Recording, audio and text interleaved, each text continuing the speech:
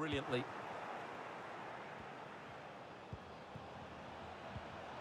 Richarlison. Benzema!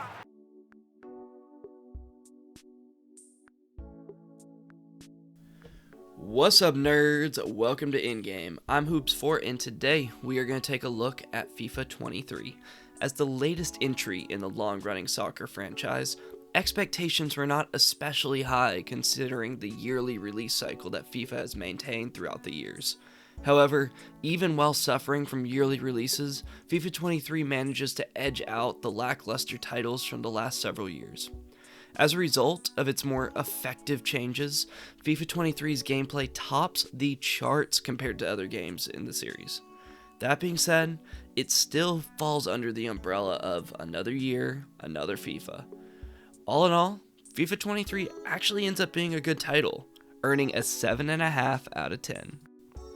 Now let's go ahead and enter gaming. Enter gaming. Let's be honest, the last few FIFA releases have been lackluster attempts at small gameplay changes to entice another year of purchases. The worst culprit is the money hole known as Ultimate Team. In fact, it is made fairly obvious that most of the team's work was put into Ultimate Team. So let's start there. As usual, Ultimate Team is a pit to throw your money into in hopes of pulling good cards. It has also become home to other monetization practices as they add more ways to customize your club. The monetization is classic EA, and it's not fun to see, but there's no doubt that it makes them massive sums of money every year. So honestly, I have a hard time blaming them for how they emphasize it in Ultimate Team. The ever-expanding game modes for Ultimate Team keep growing, along with the roster of various card types. One of the new modes this year is called Moments, going and playing a small amount of a game to match a certain criteria. You may be thrown into a match with your standard team and told to score on a breakaway. Failing to score means failing the moment, which you can then try again. As the mode adds depth, the moments may be a series surrounding a certain team, manager, player, and more.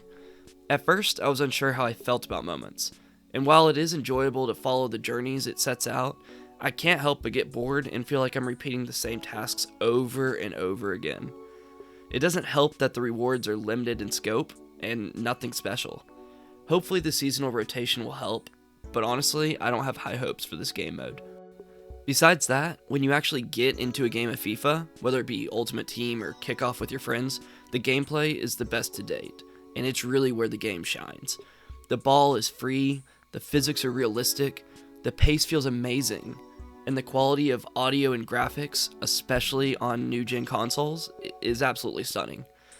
The player models are scarily accurate to their real-world counterparts, and the unique movements and runs by some of the world's biggest stars are really captured in the game. This kind of gameplay is what makes FIFA, FIFA. It has not felt this good in years to just play the game. Although FIFA suffers from yearly releases, one of the reasons this year is different is due to what has changed and being able to feel the direct consequences of those changes. First, it is worth mentioning the new free kick system. Corners and free kicks, short and long, now let you have more control over the ball than ever before. You have every bit of control on where you want your player's foot to hit the ball and how hard to hit it. It's such a simple change, but it lets you see easily if you are curving it, chipping it, driving it, or hitting it with the outside of your foot. Honestly, it's pretty hard to believe that it's taken this long to implement such a quality change. Additionally, penalties were changed, and while this one was more minor, I do think it's for the better. It's also worth mentioning that goalkeepers have been known to break the laws of physics when saving your BKs, but I'm sure EA will ignore that. Another worthwhile change, and possibly the biggest, is the new Accelerate system, and this one has taken the community by storm. Basically, players can now accelerate differently based on a variety of factors, including their height and physicality among others, so pace is no longer determined by a raw number. Acceleration can be balanced, explosive, or lengthy, and the community is all in on lengthy.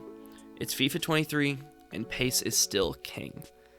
On the flip side, defense is another noteworthy point. Defense in this game is more punishing than in years prior. it is rare that you will be able to simply run through a player and win the ball. Instead, it's nearly always necessary to do a standing or slide tackle to win the ball. And your timing better be good, because if it's not, then you are in trouble as the attacker is going to blow right by you. Once the attacker is past you, look out for the game's new gimmick, the power shot. The power shot unleashes a crazy powerful shot that almost no keeper can deal with. However, it is balanced by its slow windup and manual aiming. Instead of having some aim assist like on a normal shot, the power shot requires all of the directional input for the shot to come from the player. Additionally, the power shot has a long windup time, which means there is time to move in front and block it. These two hindrances successfully balance the power shot, which, if not tamed, could run rampant with how strong it is. These small changes make a bigger difference than the small changes of years past. Although, it is easy to tell that the rest of the game has clearly not gotten the love of Ultimate Team. The career mode story is lackluster, Volta is nothing new now, and Pro Clubs is still a great option for a ton of fun with friends. At the end of the day though, it's another year, another FIFA. This one just happens to be a notch above the rest. Thanks for watching, nerds. See you next time. Lots of videos are coming your way in the near future. Stay safe, y'all. Thank you for watching, right here on InGame. Be sure to like, comment, subscribe for more content.